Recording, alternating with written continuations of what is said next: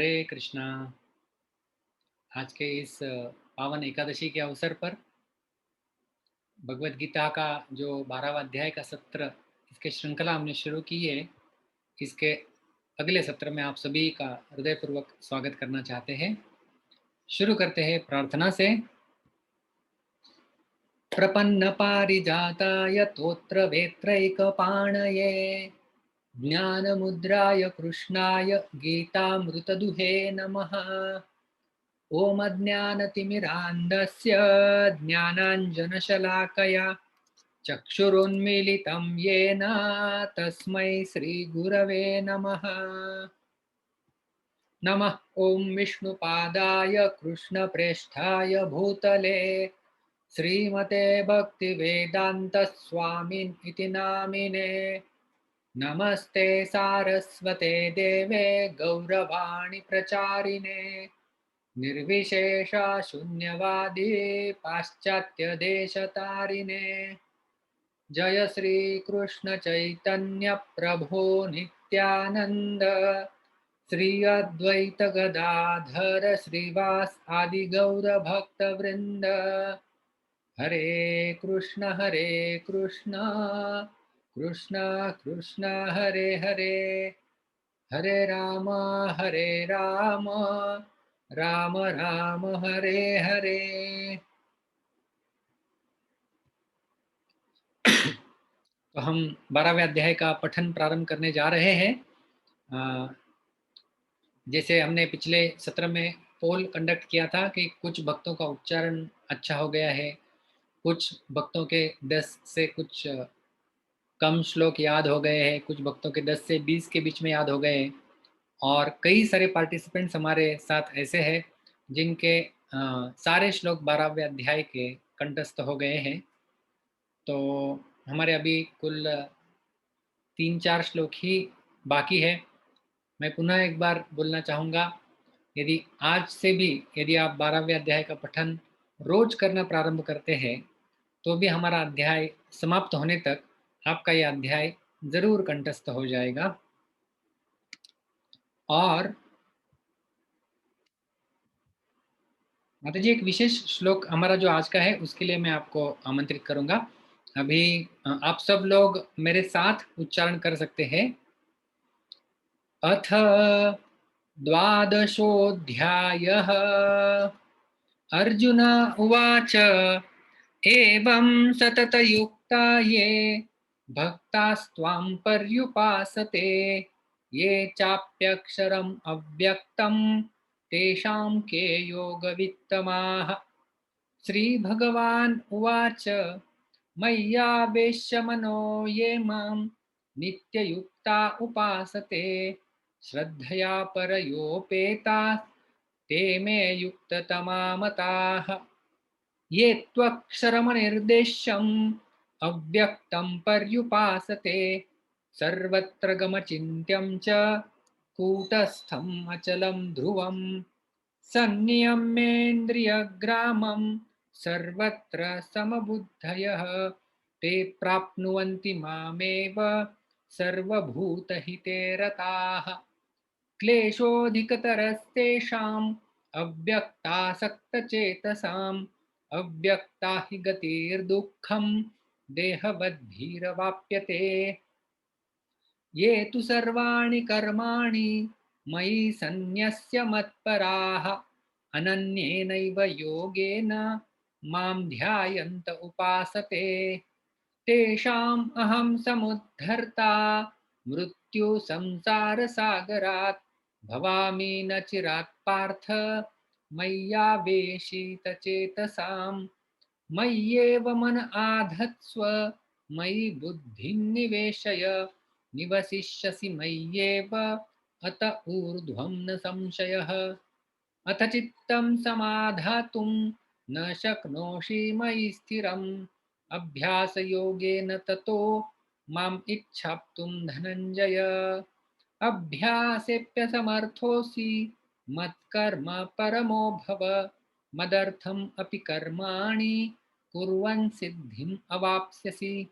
अथैतदप्यशक्तोऽसि कर्तुं मद्योगमाश्रितः सर्वकर्मफलत्यागं ततः कुरु यतात्मवान्। श्रेयो हि ज्ञानमभ्यासात् ज्ञानात् ध्यानं विशिष्यते। ध्यानात् कर्मफलत्यागः त्यागात् शान्तिरनन्तरम्। अद्वेष्टा सर्वभूतानां मैत्रः करुण एव च निर्ममो निरहङ्कारः समदुःखसुखक्षमी। सन्तुष्टः सततं योगी यतात्मा दृढनिश्चयः मय्यर्पितमनो बुद्धिः यो मद्भक्तः स मे प्रियः। यस्मान्नो द्विजते लोको लोकान्नो द्विजते च यः हर्षामर्षभयोद्वेगैः मुक्तो यः स च मे प्रियः। अनपेक्षः शुचिर्दक्ष उदासीनो गतव्यतः सर्वारम्भपरित्यागी यो मद्भक्तः स मे प्रियः।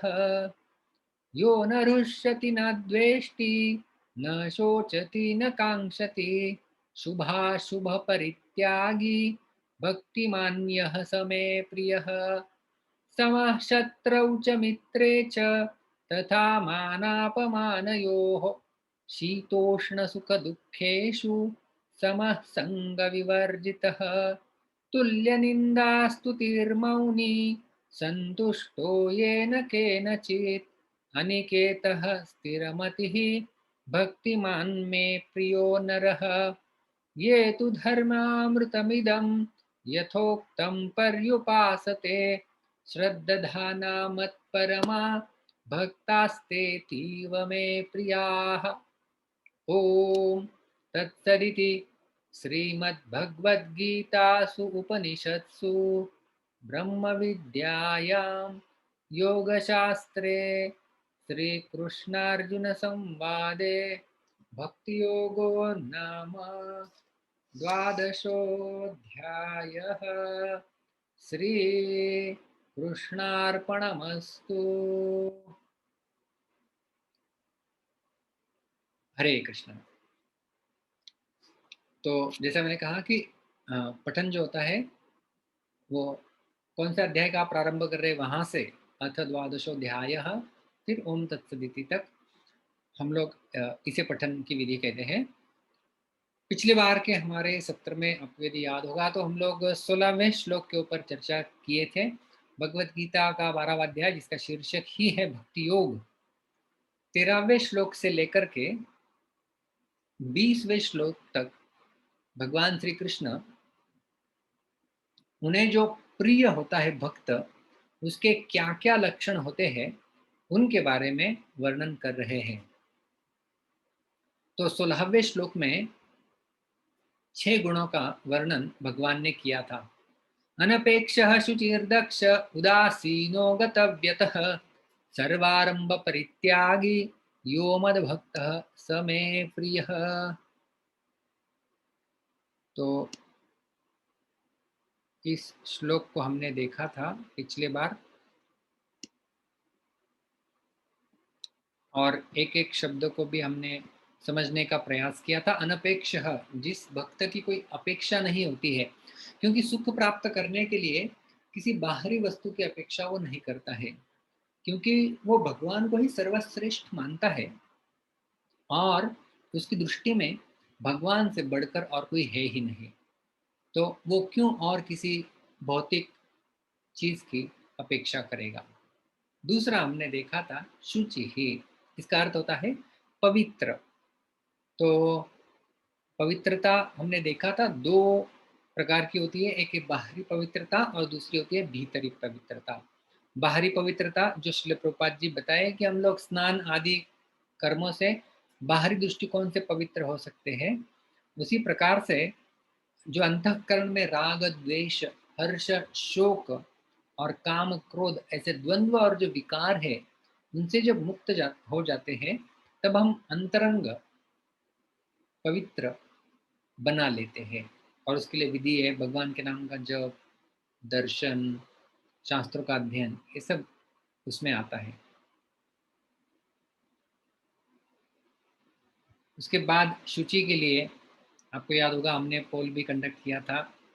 गंगा नदी और भगवान का शुद्ध भक्त, इनमें यदि तुलना की जाए और पूछा जाए कि कौन सबसे पवित्र है, गंगा नदी या भगवान के भक्त, तो हालांकि गंगा नदी भी पवित्र है, लेकिन हमने 3 मुद्दों के आधार पर चर्चा किया था कि गंगार परश होइले पश्चाते पावन, दर्शन पवित्र कोरी ए तुम्हार गुण। गंगा नदी में हमें डुबकी लेनी होती है, तब जाके शुद्ध बनते हैं, पाप नष्ट होते हैं, लेकिन भगवान के भक्तों के दर्शन मात्र से हम शुद्ध बन जाते हैं। दूसरा गुण हमने देखा था कि नदी बहते हुए शुद्ध करने के लिए आपके पास नहीं आती है, लेकिन भगवान के शुद्ध भक्त तीर्थि कुर्वन्ति तीर्थानि, वो भ्रमण करते रहते हैं और करते करते हम तक पहुंच भी जाते हैं। और तीसरा मुद्दा हमने इसमें देखा था कि गंगा में डुबकी लगाने के बाद गंगा आपको आपके कान पकड़ के ये नहीं बताएगी कि अभी इसके आगे पाप नहीं करना है, क्या हमेशा आके पाप डाल के नहा के चला जाता है, इसके आगे पाप नहीं करना। गंगा हमें करेक्ट नहीं करेगी, लेकिन भगवान के शुद्ध भक्त होते हैं जो हमें हमारे कान पकड़ते हैं जब हम कुछ गलती करते हैं। तो ये इसके कारण हम चर्चा किए थे कि भगवान के भक्त जो है वो शुद्ध भक्त, वो गंगा नदी से अधिक पवित्र करने की क्षमता रखते हैं। तीसरा गुण हमने देखा था दक्ष, जो करने योग्य काम जिसने कर लिया है वही दक्ष कहलाता है, क्योंकि मानव जीवन का उद्देश्य भगवान की प्राप्ति है और इसके लिए हमें मनुष्य शरीर मिला हुआ है। तो जिसने अपना उद्देश्य पूरा कर लिया, अर्थात मनुष्य शरीर के द्वारा भगवान को प्राप्त कर लिया है, वही व्यक्ति वास्तव में दक्ष या चतुर है। इसके लिए श्लोकों का प्रमाण भी हमने भागवतम से देखा था। उदासीन, हाँ, उदासीन का अर्थ हमने देखा कि कोई उदास बैठा हुआ है, कुछ करने को नहीं है, इस प्रकार का उदास नहीं, ये उदासीन, उत आसीन, हाँ, इसका अर्थ ऊपर बैठा हुआ, इसका अर्थ है तटस्थ, पक्षपात रहित, किसी की साइड नहीं लेता है वो, पक्षपात रहित जिसे कहा जाता है, उसका व्यवहार हमेशा पक्षपात रहित होता है। विवाद करने वाले जो 2 व्यक्ति होते हैं उनके प्रति वो तटस्थ रहता है। जैसे हमने उदाहरण देखा था कि पर्वत के ऊपर यदि कोई व्यक्ति बैठा हुआ है तो नीचे नदी को बाढ़ आ जाए या कहीं जंगल में आग लग जाए तो उसके ऊपर उसका असर नहीं होता है, ये है उदासीन। और 5वां गुण हमने देखा था गतव्यथ, कुछ मिले नहीं मिले, कुछ आ जाए कुछ चला जाए, इसके चित्त में दुख चिंता शोक इसकी हलचल कभी होती नहीं है, उसको गतव्यथ कहा गया है। और आखिरी गुण हमने देखा था सर्व आरंभ परित्यागी, हमने देखा था आरंभ का अर्थ होता है शुरुआत, तो वो आरंभ नहीं करता है। तो आप कहेंगे कि किस कार्य का आरंभ नहीं करता है, वो तो कितने सारे आरंभ करते हुए दिखाई देता है। भगवान का भक्त मंदिर का बांधने का कार्यक्रम आरंभ हो गया है, प्रसाद वितरण का कार्यक्रम आरंभ हो गया है, तो आरंभ तो होता है, लेकिन यहाँ पर कहने का उद्देश्य है कि भोग और संग्रह से उद्देश्य से नए नए कर्म वो नहीं करता है, उसको सर्व आरंभ परित्यागी कहा गया है। भक्त कभी भी ऐसी वस्तु के लिए प्रयास नहीं करता है जो भक्ति के नियमों के प्रतिकूल हो, उसके द्वारा होने वाले सारे कर्म सदैव भगवान की प्रसन्नता के लिए ही होते हैं। तो इस प्रकार से हमने ये अभी तक रिवीजन देखी पिछले श्लोक की। पिछले श्लोक के साथ यदि हम संबंध जोड़ना चाहे तो 16वें श्लोक में हमने भगवान को जो प्रिय होता है उस भक्त के 6 लक्षण देखे थे, और आज हम 17वां श्लोक देखने वाले हैं जिसमें भगवान और 5 गुणों के ऊपर प्रकाश डालेंगे। तो देखते हैं अध्याय 12 श्लोक 17। यो न हृष्यति न द्वेष्टि न शोचति न कांक्षति शुभाशुभ परित्यागी भक्तिमान्य समे प्रियः। तो एक एक पाद श्लोक आसान है, यहाँ पर संधि भी कम है इस श्लोक में। जय श्री जननी माता जी, मैंने अभी आपको अनम्यूट किया है। हरे कृष्णा प्रभु जी, दंडवत प्रणाम। हरे कृष्ण। तो अभी हम लोग पद विभाग के साथ एक एक शब्द का उच्चारण करेंगे और देखते हैं कि संधि कहाँ पर हो रही है इस श्लोक में, और फिर संपूर्ण श्लोक का उच्चारण किया जाएगा। लाल नीचे अक्षरों में जो शब्द लिखे गए हैं अधोरेखांकित है, तो वो संधियुक्त शब्द श्लोक में पाए जाते हैं। एक एक शब्द का हम उच्चारण करते हैं। यह यह यह यह न न न। न तो यहाँ पर विसर्ग संधि का नियम लागू होता है और बन जाता है यो न यो न हृष्यति। हृष्यति हृष्यति हृष्यति न न न न वेष्टि द्वेष्टि वेष्टि। द्वेष्टि आप सभी को मेरे पीछे उच्चारण करना है, बोलना में रह गया। न न न न शोचति शोचति शोचति। शोचति न न न न काङ्क्षति काङ्क्षति काङ्क्षति। काङ्क्षति शुभाशुभ परित्यागी शुभाशुभ परित्यागी शुभाशुभ परित्यागी। शुभाशुभ परित्यागी भक्तिमान भक्तिमान भक्तिमान। भक्तिमान यह यह यह यह सह सह सह सह में में में। में यहाँ पर संधि हो जाती है, विसर्ग यहाँ पर लोप शाकल्यस्य इस नियम के कारण लोप चला जाता है। स में स में प्रियः प्रियः प्रियः। प्रियः अभी हम संपूर्ण श्लोक एक एक पाद के साथ गाएंगे। यो न हृष्यति न द्वेष्टि यो न हृष्यति न द्वेष्टि न शोचति न काङ्क्षति न शोचति न काङ्क्षति शुभाशुभ परित्यागी शुभाशुभ परित्यागी भक्तिमान् यः स मे प्रियः। भक्तिमान्य समे प्रिय। धन्यवाद माताजी। हरे कृष्ण। धन्यवाद प्रभु। हरे कृष्ण। तो हमने पद विभाग देख लिया है। अभी हम इस श्लोक का अन्वय देखते हैं कि भगवान कहते हैं भक्तिमान यह स मे प्रियः। भक्तिमान भक्तिमान यह स मे प्रियः, वह मुझे प्रिय है जो भक्तिमान है। मतलब जब हम लोग कहते हैं ना शक्तिमान, मतलब जिसके पास शक्ति है, तो भक्तिमान जिसके पास भक्ति है वो है भक्तिमान। स में प्रिय, वो मुझे प्रिय है। तो इस प्रिय भक्त के 5 गुण भगवान यहाँ पर श्री कृष्ण बता रहे हैं। सर्वप्रथम यह न हृष्यति। यह यह जो है वो सब जगह आएगा, श्लोक में नहीं पाया जाता, लेकिन वो अध्याहृत जिसे कहते हैं। यह न द्वेष्टि, यह न शोचति, यह न कांक्षति। तो ये श्लोक की पहली पंक्ति के 4 गुण हैं और दूसरे पंक्ति के 1 गुण। शुभाशुभ परित्यागी और भक्तिमान यह समय प्रिय, ये तो यहाँ पर आ गया। तो भक्तिमान जिस व्यक्ति के पास भक्ति है वो मुझे प्रिय है।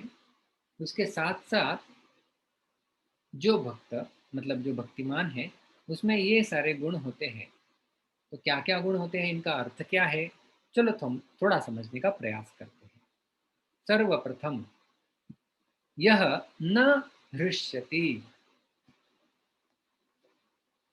हृष्यति, हम हर्ष शब्द सुने हुए हैं, हिंदी में भी आता है, मराठी में भी आता है। तो जिसे संस्कृत में हृष्यति कहा गया है। यह मतलब जो व्यक्ति न का अर्थ है नहीं, हृष्यति मतलब हर्षित नहीं होता है। कब? श्रीधर स्वामी अपनी टीका में कहते हैं प्रियम प्राप्य यह न हृष्यति। प्रियम प्राप्य, प्रिय वस्तु को प्राप्त करने के बाद भी यह व्यक्ति हर्षित नहीं होता है। तो यहाँ पर इसका अर्थ लिया गया है कि भक्त जो है वो भौतिक सफलता से कभी हर्षित नहीं होता।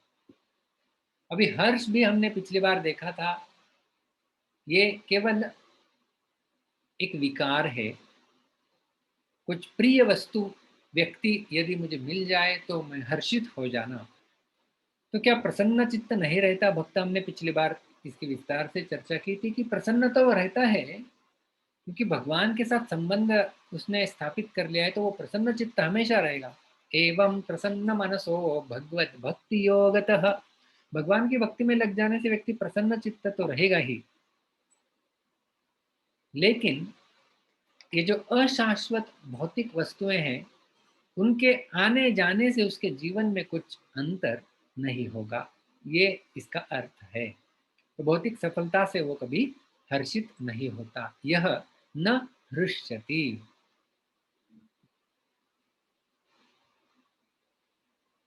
भौतिक सफलता से हर्षित नहीं होता। भक्त भगवान को ही सर्वश्रेष्ठ मानता है, उसकी दृष्टि में भगवत प्राप्ति से बढ़कर और दूसरा कोई लाभ नहीं होता है।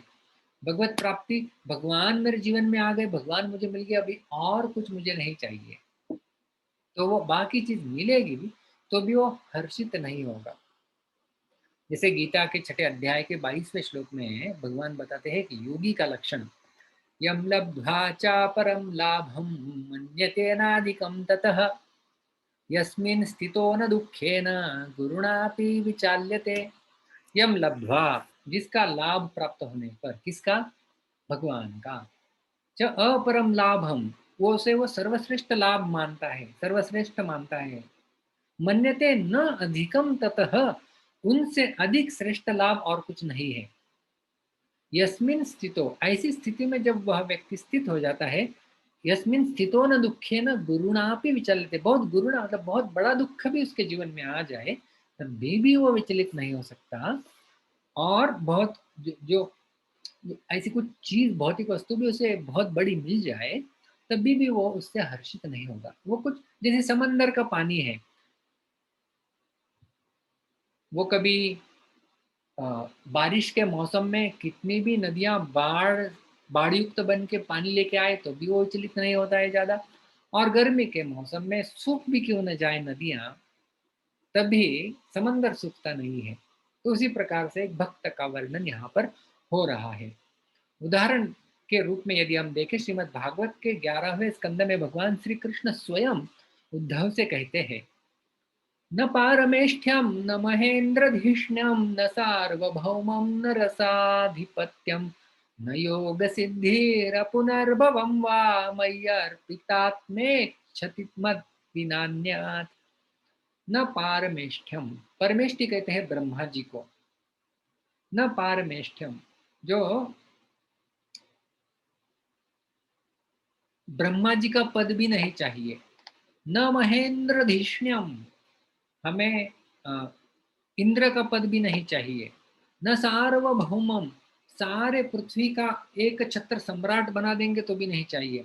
न रसाधिपत्यम, सारे पाताल लोगों का राजा बना दिया जाएगा तो भी नहीं चाहिए। न योग सिद्धि, योग सिद्धि, सारे अष्टांग योग की सारी सिद्धियां भी यदि दे दे तो भी नहीं चाहिए।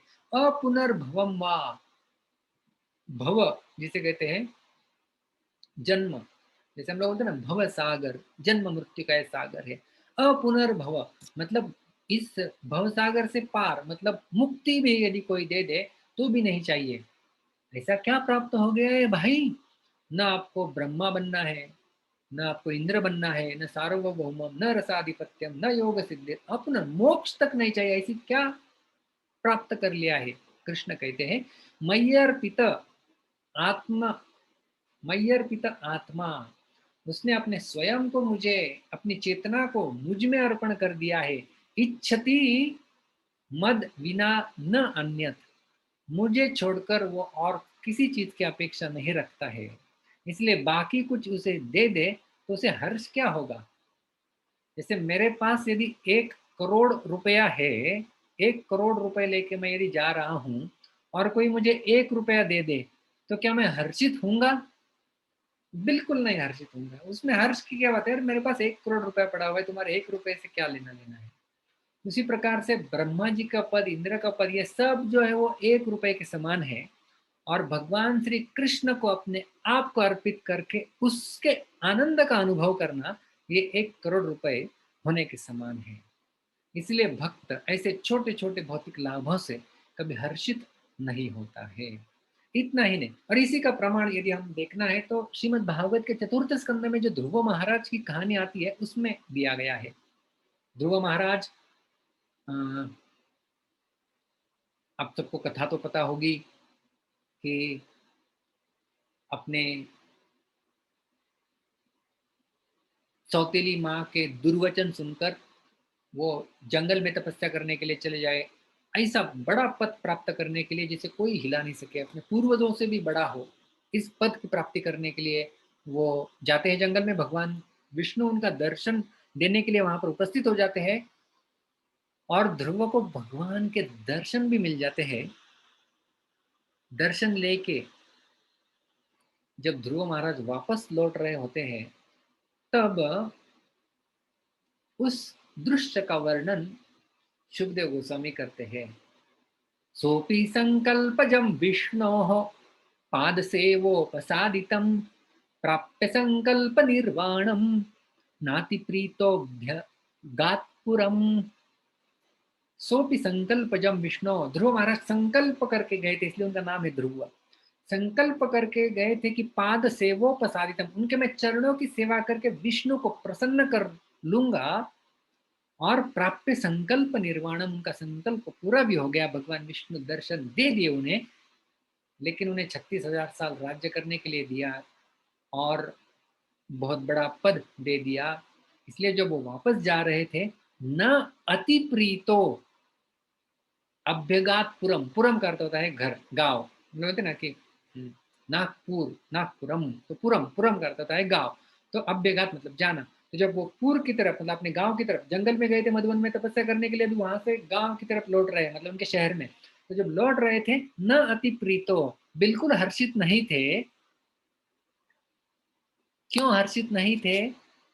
क्योंकि यह न हृष्यति, भगवान का भक्त हर्षित नहीं होता है भौतिक लाभ को लेके। इसलिए जब भगवान विष्णु, ये तो श्रीमद् भागवतम में नहीं लेकिन हरि भक्ति शुद्धोदय दूसरी जगह पर वर्णन आता है, स्थानाभिलाषे तपसि स्थितो हम, कि ध्रुव महाराज क्या कहते हैं कि मैं किसी बड़े स्थान की प्राप्ति के लिए तपस्या में लग गया था।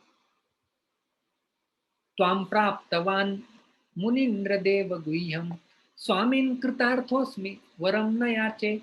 वो कहते हैं कि काचम विचिन्वन अपि दिव्य रत्नम, कि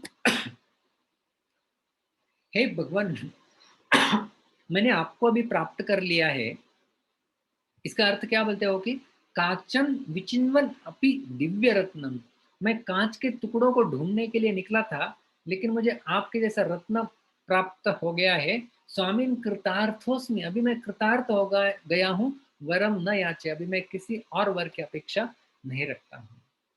तो इस प्रकार से कुछ भौतिक लाभ यहाँ वहाँ मिल जाए तो भगवान का भक्त विचलित नहीं होता है। और हर्ष होने की तो बात दूर है, भक्तों को कैवल्य मोक्ष नरक के समान लगता है। कैवल्य नरकायते, प्रबोधानंद सरस्वती और आदि कुछ भक्तों के द्वारा लिखा हुआ यदि हम जानते हैं तो वो कहते हैं कि कल कैवल्यम नरकायते, बिल्व मंगल ठाकुर लिखते हैं कि मोक्ष है उसकी तो क्या बात करते हैं, वो तो हमारे द्वार पे कृतांजलि मुक्ति देवी हाथ जोड़ के खड़े रहती है, लेकिन हम नहीं चाहते। तो साधारण भौतिक लाभ से व्यक्ति बहुत ही अधिक प्रसन्न इस प्रकार से हर्ष नहीं होता है। दूसरा, यह न द्वेष्टि।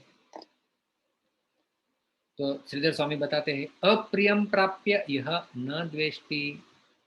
तो प्रियम प्राप्य यह न हृष्यति, अप्रियम प्राप्य यह न द्वेष्टति। हर्षति और द्वेष्टि, द्वेष्टि करता है जैसे द्वेष करना, न चाहना।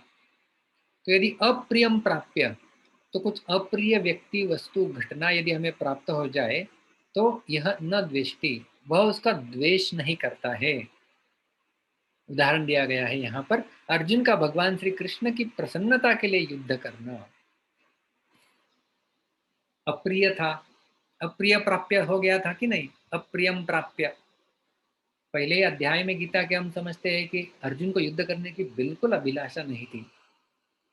न योत्स्य इति गोविंदम उक्त्वा तूष्णीम बभूव, शांत बैठ गए थे ऐसा बोलकर कि मैं युद्ध नहीं करना चाहता।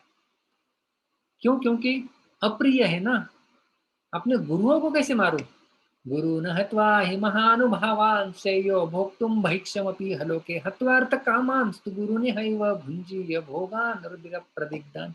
अरे ये तो मेरे पूजा के योग्य है, इनके ऊपर मैं बाण कैसे चलाऊं, इनको मैं कैसे मारूं भगवान? ये अर्जुन का प्रश्न था, अप्रियम प्राप्य। लेकिन फिर भी उन्होंने उस युद्धजन्य परिस्थिति का कभी द्वेष नहीं किया, और भगवान की प्रसन्नता के लिए आखिर में, गीता के आखिर में अर्जुन कहते हैं, करिष्ये वचनम तव, मैं आपके वचनों का पालन करूंगा। और वचनों का पालन क्या किया? उन्होंने युद्ध किया। तो यह न द्वेष्टि, इसका अर्थ है कि अप्रिय यदि कुछ वस्तु, व्यक्ति या घटना, जैसी परिस्थिति यदि प्राप्त हो जाए तो उसका द्वेष नहीं करना चाहिए। तीसरा है यह न शोचति। शोचती, ये शुचि शब्द नहीं है। शुचि जो हमने पवित्रता देखा था वो अलग धातु से बना हुआ शब्द है। यहाँ पर शुचत, ये शोच धातु है, शोक जिसे हम लोग कहते हैं हिंदी में। इष्ट अर्थ नाशे सति यह न शोचति, मतलब पहले कुछ चीज प्राप्त हो गई तो हर्षित नहीं होता है। प्रियम प्राप्य यह न हर्षति, अप्रियम प्राप्य यह न द्वेष्टि, अप्रिय प्राप्त हो गया तो द्वेष भी नहीं करता है, और खुद के पास जो है वह चला गया तो शोक भी नहीं करता है, यह न शोचति। तो क्या कहते हैं श्रीधर स्वामी, इष्ट अर्थ नाशे सति यह न शोचति। यदि अपना इष्ट अर्थ नाश भी हो जाए, कि कुछ मेरे पास अच्छा वस्तु, व्यक्ति कुछ है और वो चला गया, नाश है, उसका नाश हो गया, तो भी यह न शोचती, जो शोक नहीं करता है। क्योंकि ये जो शोक है ना, ये जितना हम लोग शोक करते हैं उसमें हमारा मन व्यथित रहता है। भक्ति रसामृत सिंधु में श्रील रूप गोस्वामी लिखते हैं कि जो कोई व्यक्ति बहुत सोच में मग्न रहता है ना, वो कभी भगवान की भक्ति में अग्रसर नहीं हो सकता। हाँ, ऐसा नहीं है कि वो वो कभी अपना दुख व्यक्त नहीं करता है, जरूर करता है, लेकिन अपने मन को वो भगवान में स्थित हमेशा रखता है, वहां से निकाल के कहीं और वो इन्वेस्ट नहीं करता है। ये हो गया यो यह न शोचती, कुछ है उसके पास, उसका इष्ट अर्थ नाशे स्थिति यह न शोचती, उसका नाश भी हो गया तभी वो कभी शोक नहीं करता है। जैसे श्रील प्रभुपाद जी जब विदेश में थे तो उनका टाइपराइटर और उन्होंने लिखी हुई भगवत गीता के ऊपर मैन्युस्क्रिप्ट सब कुछ चोरी हो गया था। इष्ट चाहिए ना, इष्ट मतलब जो हम चाहते हैं, हम कहते हैं ना इष्ट देव, मतलब हमारे आराध्य देव। इष्ट अर्थ नाशे, नाश हो गया ऑलमोस्ट, अभी कभी मिलेगा ही नहीं। लेकिन शिला प्रभुपाद ऐसा नहीं कि अभी क्या होगा। मैंने लिखा था शिला प्रभुपाद जी तुरंत कहे कि हरिश्चेत धन यस्याहम अनुगृहणामि हरिश्चेत धनम शनय। भगवान यदि किसी व्यक्ति के ऊपर विशेष कृपा करते हैं तब वो उनसे सब कुछ छीन लेते हैं, तो ये भगवान की अलग से कृपा है ऐसा वो माने, और बिना शोक करते हुए पुनः अपने कार्य में निमग्न हो गए और संपूर्ण भगवत गीता के ऊपर पुनः उन्होंने टीका लिखी। तो यह है न शोचती। चौथा मुद्दा है यह न कांक्षति। कांक्षा, आकांक्षा हम सुनते हैं ना, ये किसी महिला का नाम नहीं है। आकांक्षा या हमारी आशा, जो हमारी अपूर्ण वांछाएं, अपूर्ण इच्छाएं, अपूर्ण कामनाएं, तो अप्राप्तम अर्थम यह न कांक्षति। अप्राप्तम अर्थम मतलब जो मुझे अभी तक प्राप्त नहीं हुआ है उसकी आकांक्षा नहीं है। आईफोन 12 मुझे चाहिए, तो अप्राप्तम अभी तक मेरे पास नहीं है, लेकिन कांक्षा, ये है आकांक्षा, कि जो मेरे पास अभी नहीं है। तो ये चार मुद्दे हम लोग देख रहे हैं, आपको समझ में आ गया होगा कि प्रिय व्यक्ति, वस्तु, घटना, परिस्थिति, जो भी कुछ आप कहे, जो प्रिय जब प्राप्त होता है तो हर्ष नहीं करना, अप्रिय जब प्राप्त होता है तो द्वेष नहीं करना, हमारे पास जो है वो चला जाए तो शोक नहीं करना, और जो नहीं है उसकी आकांक्षा नहीं करना। अप्राप्तम अर्थम यह न कांक्षति, यह न कांक्षति। तो ये है। और कब ये संभव हो सकता है? गीता में भगवान श्री कृष्ण कहते हैं, विषया विनिवर्तन्ते निराहारस्य देहिनः रसवर्जं रसोप्यस्य परम दृष्ट्वा निवर्तते। परम दृष्ट्वा निवर्तते। जब व्यक्ति को जब ऊंचा रस का आस्वादन जब हो जाता है, तभी वो निचले रस को छोड़ सकता है, नहीं तो निचले रसों की भूख हमेशा रहेगी ही। जैसे अ, मैं कुछ थोड़ा सा मेरे पास जूस किसी ने दिया हुआ है, इतना अच्छा नहीं है लेकिन मुझे प्यास लगी हुई है, और मैं जूस का पी रहा हूँ, मुझे थोड़ा सा ठीक लगेगा, पीना है भी, क्या करे, दूसरा कुछ नहीं है। लेकिन यदि कोई मुझे दूसरा अच्छा सा बहुत बढ़िया मैंगो मिल्क शेक लाके मेरे सामने रख दे, मुझे भूख भी लगी हुई है, और फिर मैं वो जो पुराना ग्लास था उसको बिल्कुल छोड़ के मैंगो जूस का आस्वादन करूंगा। तो वही यहाँ पर भगवान श्री कृष्ण कह रहे हैं कि जब ऊंचा रस व्यक्ति को मिल जाता है, तब वो नीचे रसों का त्याग कर सकता है। इसके तात्पर्य में श्रील प्रभुपाद जी बहुत सुंदर लिखे हैं, जब तक कोई अध्यात्म को प्राप्त न हो,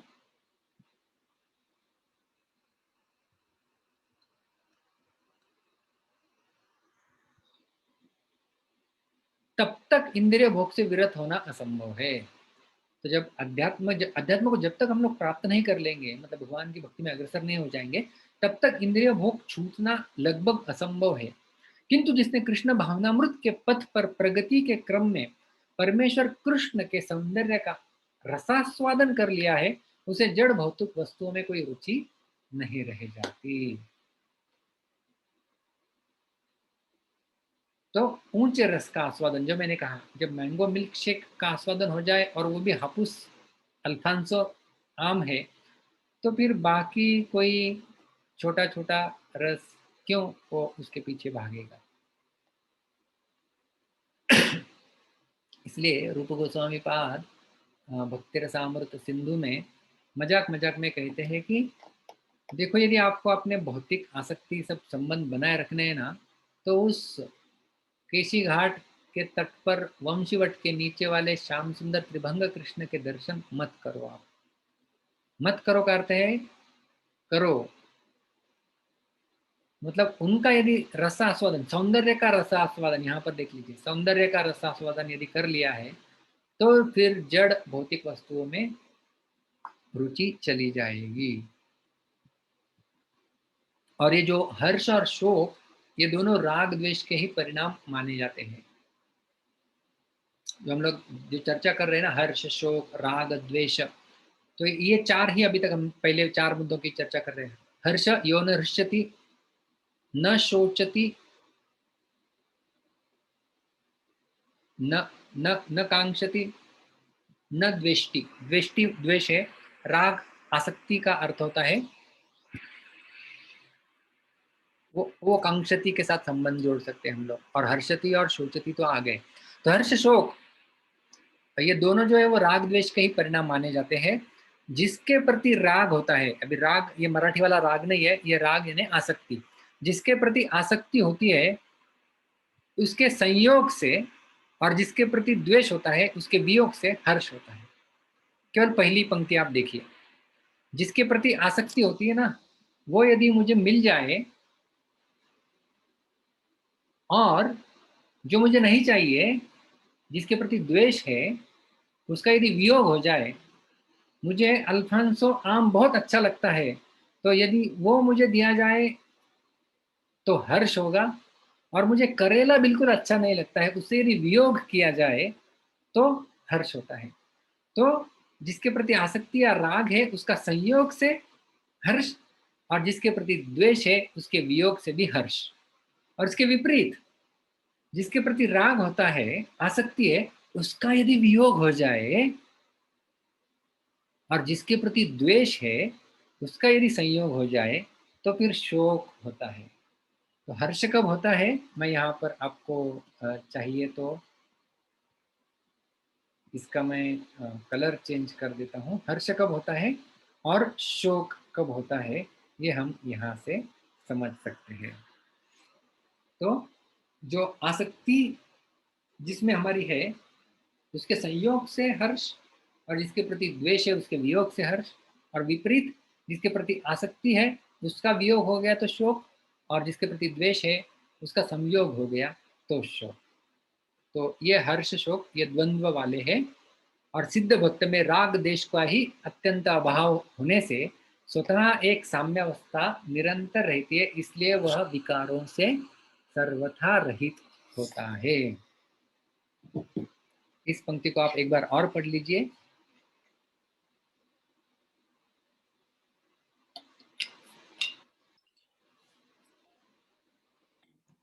साम्यावस्था मतलब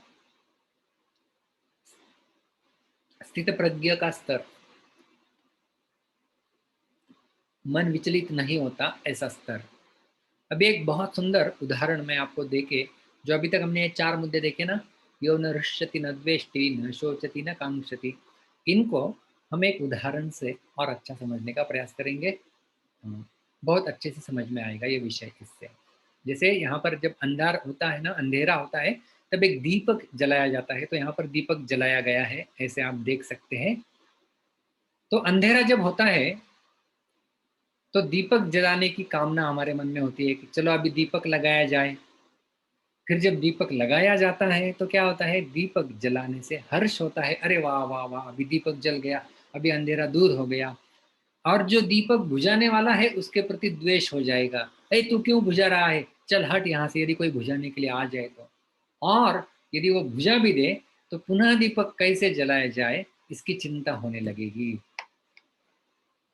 तो वास्तव में यही 4 मुद्दे हैं जो पहले भगवान ने पहले पंक्ति में इस आज के श्लोक में कहे हैं। तो समझ रहा है आपको, अंधकार है। आजकल तो समय समय पर बिजली जा रही है, बारिश आता है तब अंधकार हो जाता है। तो दीपक जलाने की कामना, इसे कहते हैं कांक्षा, आकांक्षा। जो हमने चर्चा की थी, कामना और आकांक्षा एक ही है। तो दीपक जलाने की कामना है, जलाया जाएगा तो हर्ष होता है। जो व्यक्ति बुझाने का प्रयास कर रहा है उसके प्रति द्वेष होता है, और यदि वो बुझा दे तो उस दीपक को फिर कैसे जलाए इसकी चिंता होती है, वो है शोक।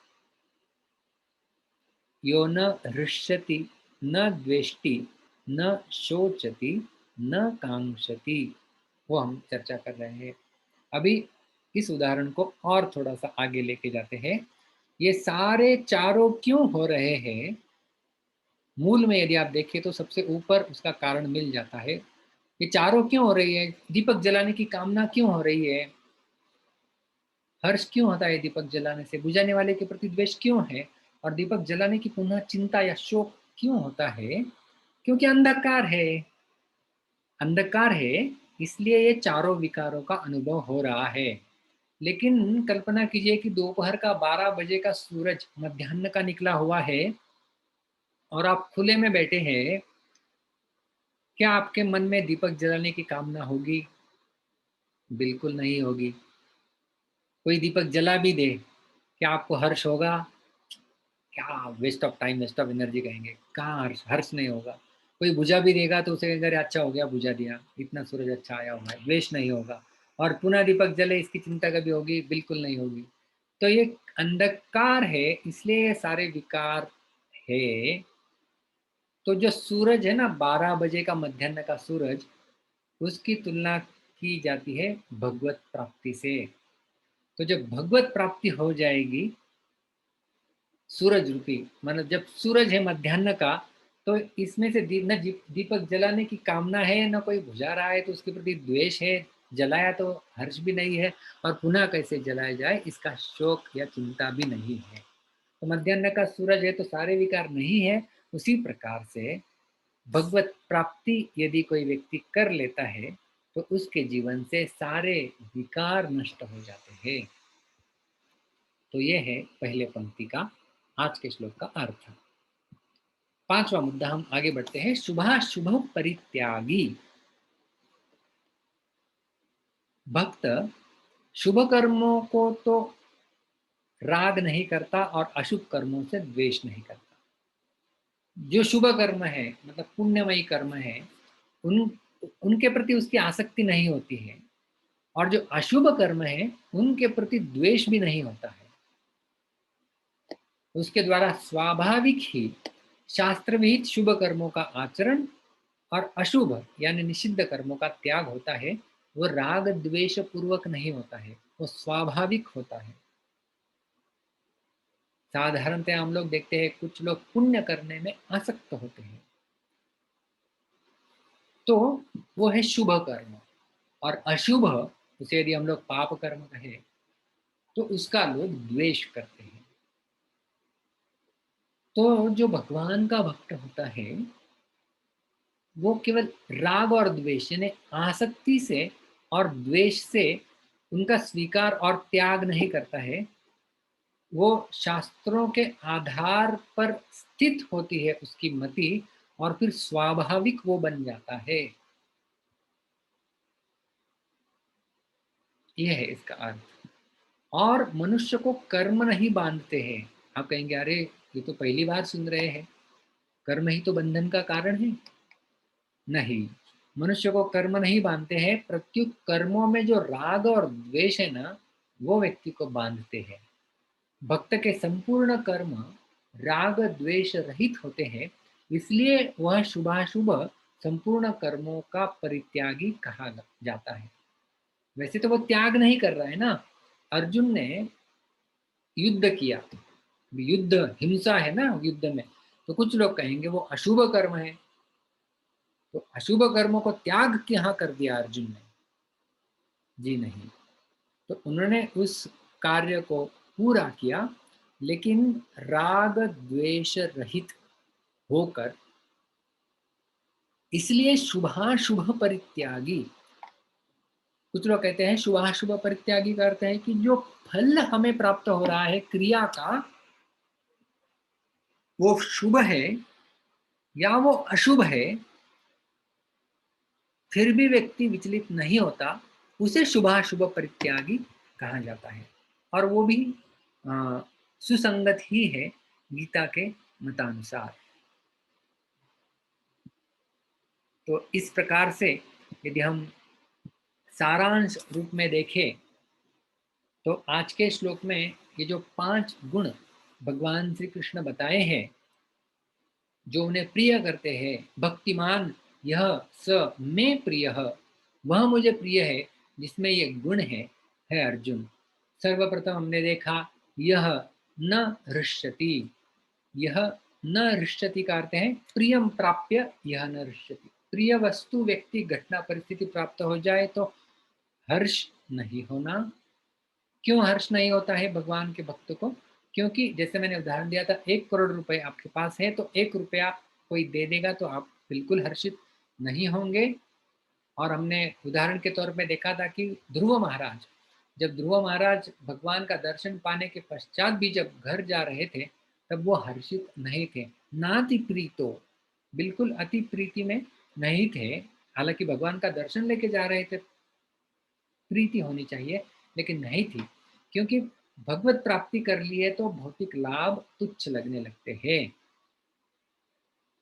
दूसरा हमने देखा यह न द्वेष्टि, उसका अर्थ है अप्रियम प्राप्य यह न द्वेष्टि। जो अप्रिय घटना वस्तु व्यक्ति परिस्थिति प्राप्त हो जाए तो द्वेष नहीं करना। अर्जुन का उदाहरण देखा था हमने युद्ध करने का, भगवान की प्रसन्नता के लिए अर्जुन ने युद्ध किया था।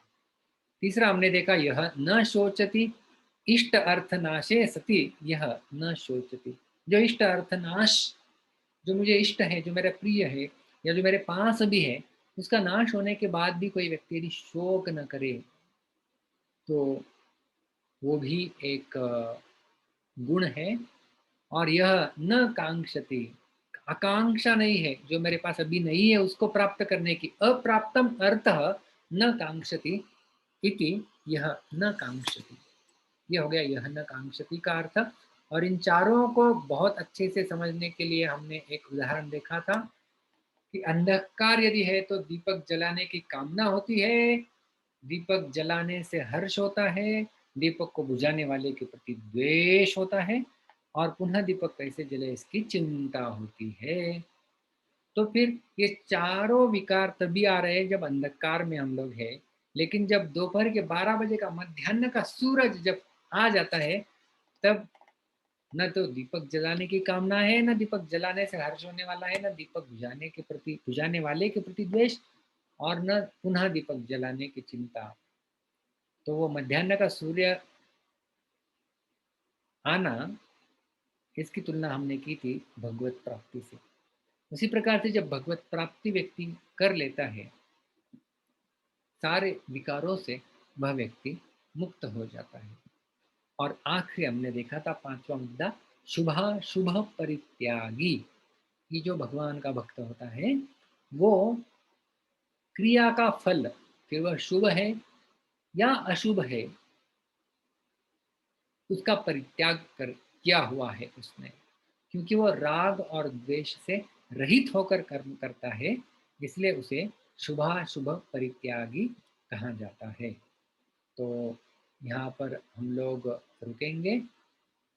किसी का कोई प्रश्न है तो पूछ सकते हैं।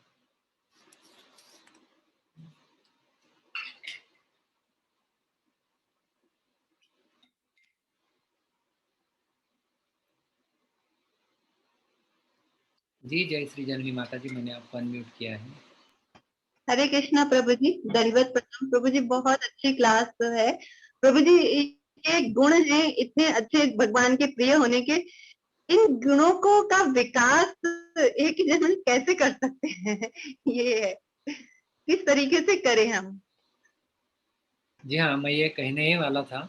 अच्छा हुआ आपने प्रश्न ही पूछ लिया कि ये बोलना तो आसान है, लेकिन अपने जीवन में पालन करना उतना ही कठिन। जितना बोलना आसान है, उतना ही पालन करना कठिन है। लेकिन असंभव नहीं है। यदि हम देखें तो यदि असंभव होता तो भगवान श्री कृष्ण इन गुणों का विकास करने के लिए कहते ही नहीं है। जैसे अ, मैं कुछ कहूँ कि अ, आप जल पीकर यहाँ पर बैठ जाइए, तो जरूर वो संभव है। हालांकि मुश्किल होगा, आपको उठ के जाना होगा, कहाँ से जल कहाँ से प्राप्त करना होगा।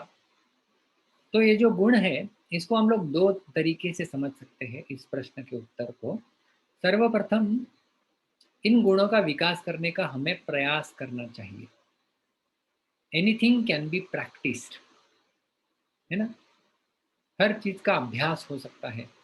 यदि मैं हमेशा हम्म, गाली देता रहूं, तो उसका अभ्यास होगा और मैं फिर अपने आप गाली दूंगा।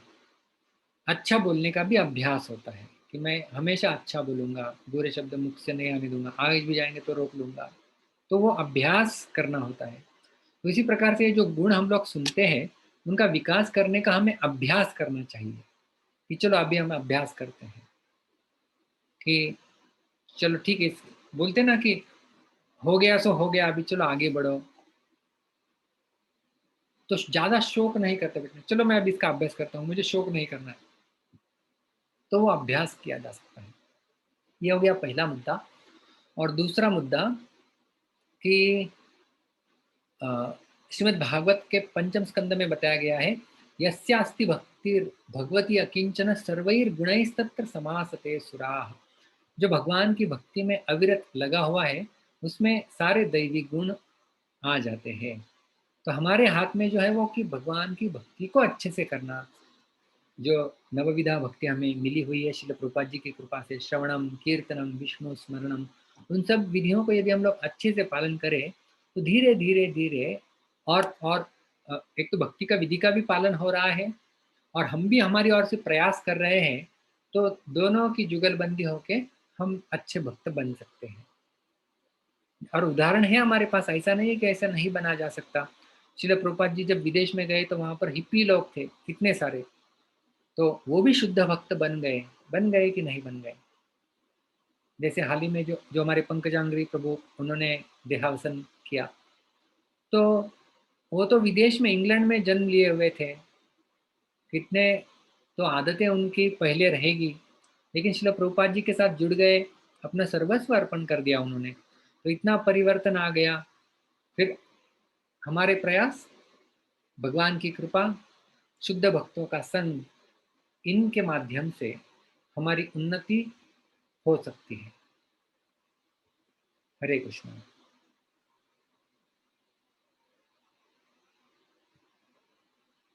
पुनीता माता जी, मैंने आपको अनम्यूट किया है, आप कुछ कहना चाहते हैं?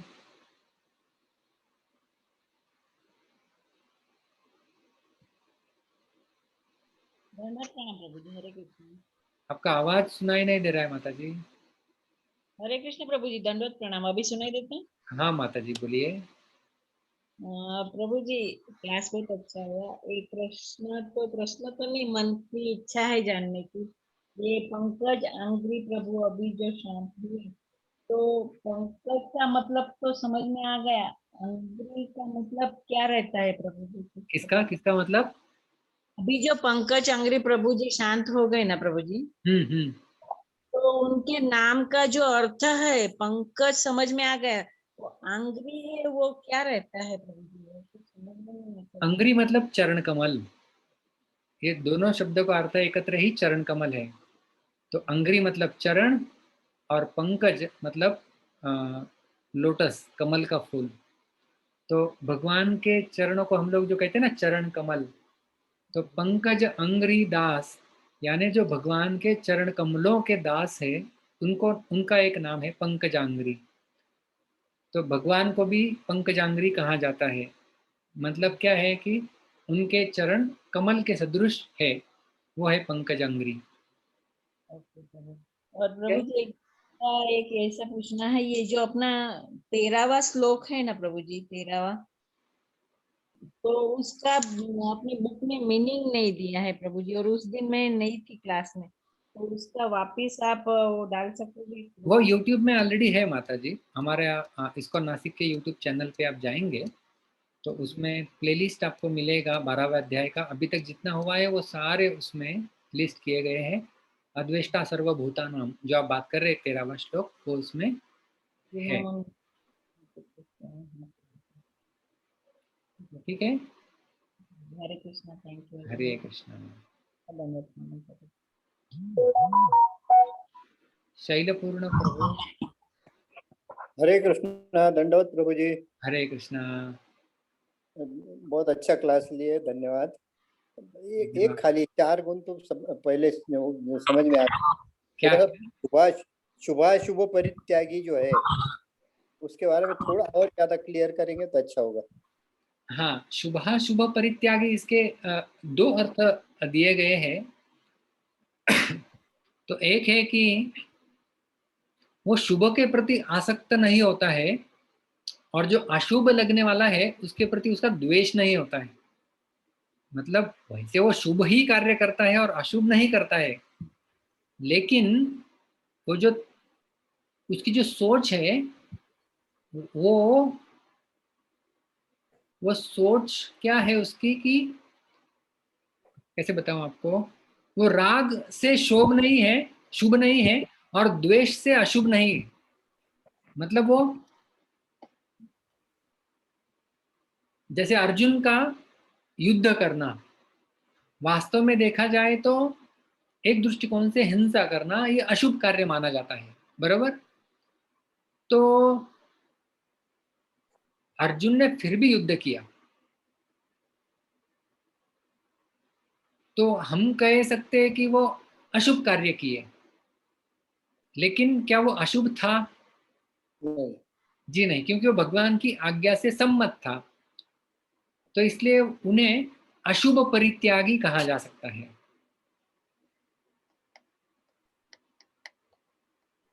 कि अशुभ का उन्होंने परित्याग किया, त्याग नहीं किया। छोड़ के वो तो जाना चाहते थे, लेकिन वो गए नहीं। और उसका दूसरा अर्थ होता है कि उसके उसे जो जो फल मिलते हैं ना, जैसे हमने दूसरे अध्याय के 47वें श्लोक में देखा हुआ है कि कर्मण्येवाधिकारस्ते मा फलेषु कदाचन, कि वो फल में आसक्ति नहीं रखता। फिर मैं जो कर्म कर रहा हूं आज, उसका मुझे शुभ फल मिलेगा या अशुभ फल मिलेगा, जो भी फल मिले उसके प्रति वह न्यूट्रल रहे। फिर शुभ फल मिल गया तो उसके प्रति आसक्ति, और अशुभ फल मिल गया तो उसके प्रति द्वेष नहीं होना चाहिए। जो भी फल मिले उसके लिए मैं तैयार हूं, सज्ज हूं, ऐसी उसकी चेतना होती है। तो एक क्रिया के दृष्टिकोण से चेतना वो हमने देखा, और दूसरा फल के दृष्टिकोण से वो हमने देखा। ठीक है, धन्यवाद प्रभु जी। हरे कृष्णा। अविनाश प्रभु, मैंने आपको अनम्यूट किया है। हरे कृष्ण प्रभु जी, दंडवत प्रणाम। हरे कृष्णा। प्रभु जी, दो सवाल थे। एक तो ये जो पूछिए, एकत्रित पूछते हो, एक एक करके पूछिए। एक ये जो शुरुआत ही है यौन ऋष्यति न द्वेष्टि, तो जैसे बोला कि भौतिक लाभों से जो अपने को सुख या दुख होता है, यही मतलब है उसका, बराबर ना? भौतिक लाभों से, मटेरियल थिंग्स। लेकिन जो आध्यात्मिक चीजें होती है भी कभी कभी सुख मिलता है, दुख मिलता है। जैसे मतलब अच्छे भक्त का संग मिल गया तो बहुत आनंद होता है, अब मंदिर बंद है तो दुख होता है। तो ये कैसा, मतलब इसको कैसे देखने का है? मतलब क्या ये सही रहता है? मतलब अगर स्पिरिचुअल, अगर आध्यात्मिक है तो क्या इसको? चैतन्य महाप्रभु और रामानंद राय, इनका संवाद चल रहा है मध्य लीला के 8वें अध्याय में। महाप्रभु रामानंद राय से पूछते हैं, सबसे बड़ा दुख कौन सा है? दुख मदे कौन दुख होय बड़तर, कौन सा दुख सबसे बड़ा है? तो रामानंद राय क्या कहते हैं कि भक्तों से विरह होना, इससे बड़ा दुख मैंने अभी तक नहीं देखा है। तो दुख होता है, ऐसा नहीं कि भक्त को दुख नहीं होता है, क्योंकि भक्तों से विरह है तो बहुत बड़ा दुख है। दुख नहीं होगा भक्त के जीवन में, ऐसी बात नहीं है। जैसे अर्जुन का पुत्र अभिमन्यु जब मृत हो गया युद्ध में, तब अर्जुन ने दुख व्यक्त किया, अर्जुन रोए वहां पर, और भगवान श्री कृष्ण साथ में थे, भगवान श्री कृष्ण भी रोए। भगवान ने ये नहीं कहा कि अरे मैंने तो गीता सुनाई थी तुझे थोड़ी दिन पहले, भूल गया क्या? ऐसा नहीं कहा। तो दुख तो हुआ, उनका बेटा मर गया, लेकिन उसके बाद अर्जुन ने क्या किया, तुरंत प्रतिज्ञा कर ली कि जिन लोगों ने, और खास करके जयद्रथ जिसका बड़ा हाथ था, उसको मैं नष्ट कर दूंगा, ये प्रतिज्ञा ले ली उन्होंने। तो दुख होने के बाद भी अपने कर्तव्य कर्मों को उन्होंने छोड़ा नहीं। तो उसी प्रकार से यदि रामानंद राय की भाषा में देखें कि भगवान के भक्तों का विरह को नहीं सहन कर पाएंगे हम लोग, तो हम, वो बहुत बड़ा दुख है हमारे लिए, उस विरह को नहीं सहन करेंगे। लेकिन फिर भी हम हमारे कर्तव्य कर्मों को छोड़ेंगे नहीं, ऑनलाइन रूप से सत्संग करते रहेंगे, जैसे आपका संग हम लोग ले रहे हैं आज। बढ़िया।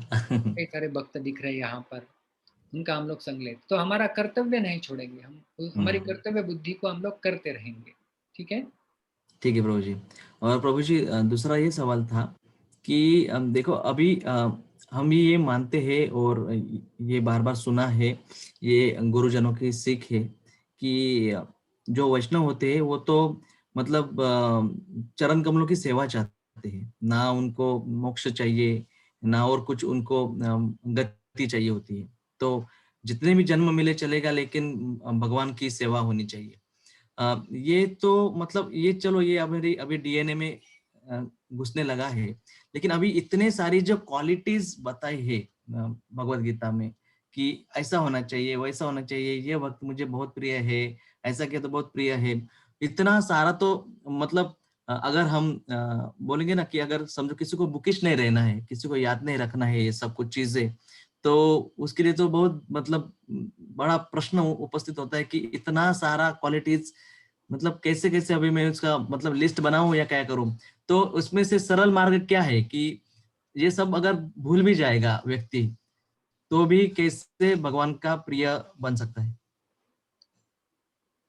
हाँ, तो यहाँ पर जो क्वालिटीज हमें दिख रहे हैं, ये हम लोग एक्चुअली, आप थोड़े अधिक विचार करते हैं, इसलिए आज प्रश्न आ गया। इसको हम लोग हमारे आखिरी दिन में लेने वाले थे वैसे, कि इन सारी इतनी बड़ी लिस्ट है, बाप रे, 39 क्वालिटीज पूरा मिला के किस किस को विकसित करना है।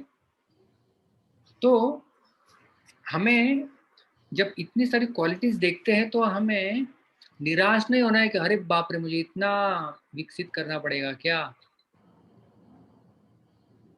जैसे कंपनी में हम लोग जॉब करने के लिए जाते हैं, वो जॉब प्रोफाइल में कितनी सारी चीजें लिखी होती है ना, ये करना होगा आपको, ये करना होगा, ये करना होगा, ये करना होगा। हम लोग कभी बोलते हैं इतना करना होगा क्या?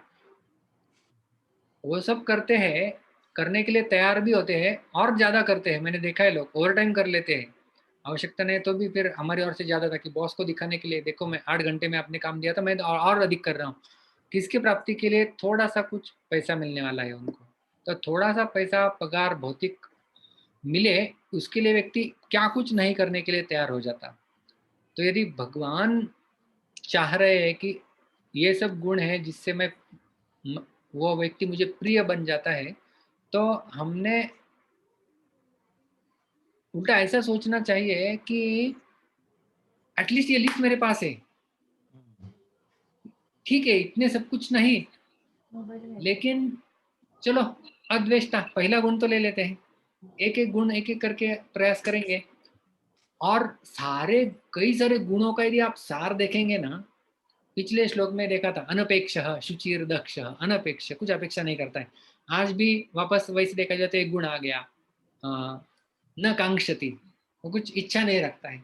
तो अनपेक्ष और न कांक्षति एक ही हो गया। और आगे हमारे 3 श्लोक बाकी इस अध्याय के, उसमें हम लोग बाद में देखने वाले हैं। ये भी मुद्दा बलदेव विद्याभूषण अपने टीका में स्पष्ट करते हैं कि कुछ कुछ गुण रिपीट हो रहे हैं। वैसे देखा जाए ना, इन सबको देखा जाए, पहले जो आज के श्लोक के पहले 4 गुण हमने देखे ना, उसे स्थित प्रज्ञ बोल देने से ठीक चल जाता था ना। वैसे देखा जाए तो एक शब्द में यदि कहे कि वो विचलित नहीं होता भाई, फिर हर्ष, शोक, जो भी कुछ है उसको अलग अलग नाम दे दो, तो वास्तव में बहुत बड़ी लिस्ट नहीं है ये। उसका सार यदि निकाला जाए तो समत्व, एक दृष्टिकोण से देखा जाए तो इक्वानिमिटी, बीइंग इक्विपॉइज्ड, बीइंग अनडिस्टर्ब्ड। और जैसा हमने ये भी देखा कि भगवत प्राप्ति यदि कोई व्यक्ति कर लेता है तो उसके लिए आसान है ना। जैसे रात्रि के दोष यदि निकाले जाए ना, रात्रि में अंधकार होता है, दिखता नहीं है, रात्रि के समय भय उत्पन्न होता है, फिर वो चोर का भय हो, फिर एक अनजान सा भय भी होता है ना, कि मैं कहीं कुछ देख नहीं पाया तो गिर गया तो लगने का भय, कोई चोर लुटारू आ गए उनका भय, सांप यदि मैं नहीं देख पाया उसके ऊपर पैर रख दिया तो उसका भय।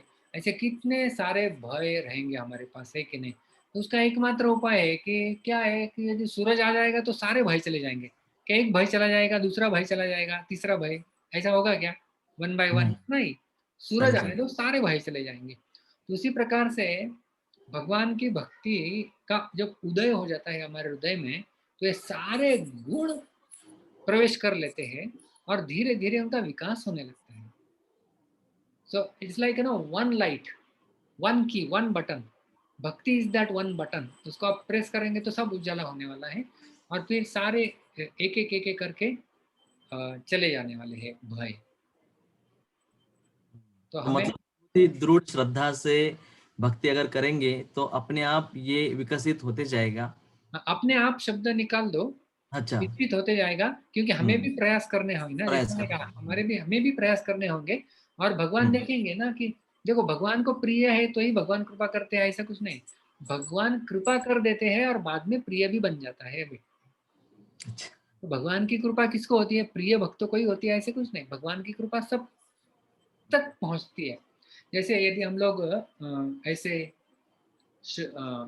एक हायरार्की बनाए, भगवान के सबसे शुद्ध भक्त, वरिष्ठ भक्त ऊपर है, फिर नीचे नीचे नीचे नीचे नीचे नीचे अशुद्ध अशुद्धता है, और हम लोग सबसे नीचे, ऐसे यदि हम लोग मान लेते हैं, तो भगवान की कृपा कहाँ पर होती है पता है आपको? बता सकते हैं? जो जो सबसे नीचे हो गई, दूर इमीडिएट दिखता है नीचे, अपने हाँ नीचे से दिखेगा, हाँ, हमारे ऊपर सबसे ज्यादा होगी। ऊपर होगी ना कृपा। भगवान की बराबर कृपा ऊपर। किसमें होगी? या वो प्रश्न मेरा ये है, ये ऊपर महान भक्त है, ये नीचे लहान भक्त है, भगवान की कृपा कहाँ किसको मिलेगी? नीचे वालों को मिलेगी। नीचे वालों को मिलेगी।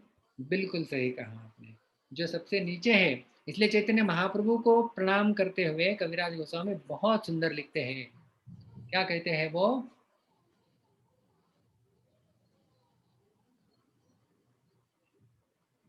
नीच गैव सदा भाति तं चैतन्य प्रभुं भजे, कृपा सुधा सरिद्यस्य विश्वम् आप्लावयन्त्यपि, नीच गैव सदा भाति तं चैतन्य प्रभुं भजे। कृपा सुधा सरित यस्य, कृपा मतलब कृपा, सुधा मतलब अमृत, अमृत। सरित सरिता मतलब फ्लो लाइक रिवर। कृपा सुधा सरित यस्य विश्वम आप्लावयन्त्यपि, महाप्रभु की कृपा सारे जगत को डुबा रही है।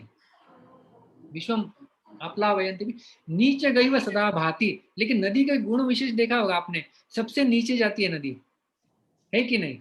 पर्वत से निकलती है, ऊपर नहीं जाती कभी नदी, ऊपर बहती हुई देखी है कहीं? सब, और जितना लोअर मोस्ट पॉइंट में जाके रुक जाएगी वो, है कि नहीं?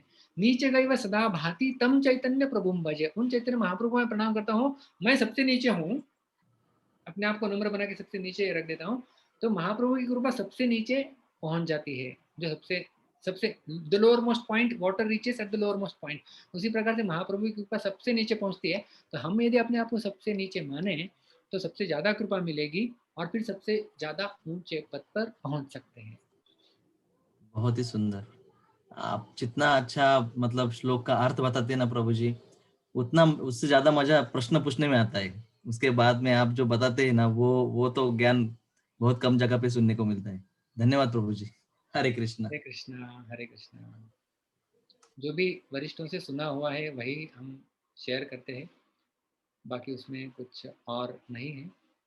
तो हम लोग यहाँ पर रुकेंगे। बहुत बहुत धन्यवाद। मिलेंगे अगले शुक्रवार को ठीक 7:45 बजे। हरे कृष्णा। ग्रंथराज श्रीमद् भगवद गीता की जय, श्रील प्रभुपाद की जय।